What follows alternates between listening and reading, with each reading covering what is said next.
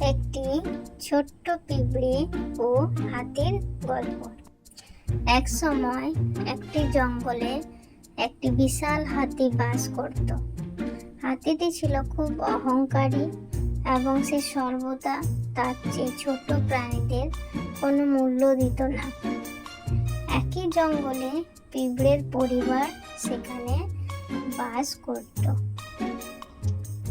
প্রতিদিন সকালে তারা খাবারের সন্ধানে বেরিয়ে যেত এবং তাদের ফেরার পথে তারা সব সময় দেখতে পেত হাতিটি অন্য প্রাণীদের বিরক্ত করছে। একদিন পিঁপড়েরা পরিবারে ফিরে আসছিল তাদের খাবার সংগ্রহ করে। তখন হাতিটি তাদের গায়ে একটি সুর দিয়ে জল ছিটিয়ে দিল। আপনার এইভাবে অন্যদের আঘাত করা উচিত নয়, একজন কেঁদে উঠে বলল। চুপ করো তুমি ছোট পিঁপড়া, চুপ করো, নইলে তোমাকে পিষে মেরে ফেলবো। চুপ করো পিঁপড়া, হাতি রেগে বলল। দরিদ্র পিঁপড়াটি ঠিক রেখে তার পথে চলে গেল। কিন্তু পিঁপড়েগুলি অহংকারী হাতিকে একটি উচিত শিক্ষা দেওয়ার সিদ্ধান্ত নিয়েছিল।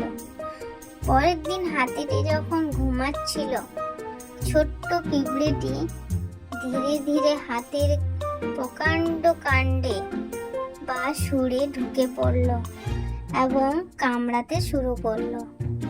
হাতি ঘুম থেকে উঠে তার পিঁপড়েকে তার সুর থেকে বের করার জন্য সব রকম চেষ্টা শুরু করলো, কিন্তু পারল না। এত বড় প্রাণী, কিন্তু সে কিছুই করতে পারেনি। তখন হাতিটি কাঁদতে শুরু করলো এবং পিঁপড়ের কাছে ক্ষমা প্রার্থনা করলো। তখন পিঁপড়ে বলল, আমি আশা করি আপনি এখন বুঝতে পেরেছেন, যখন আপনি অন্যদের আঘাত করেন তখন অন্যরা কেমন অনুভব করে। পিঁপড়েটি বলল। হাতিটি তখন বলল, হ্যাঁ আমি বুঝতে পেরেছি। হাতিটি চিৎকার করে পিঁপড়েকে বের হয়ে আসতে বলল। পিঁপড়েটি হাতিটির প্রতি করুণা হলো এবং সে সুরের থেকে বেরিয়ে এলো। সেই দিন থেকে হাতি আর কোনো প্রাণীকে কষ্ট দেয় না। নীতি কথা, কখনোই কাউকে অবমূল্যায়ন করবেন না।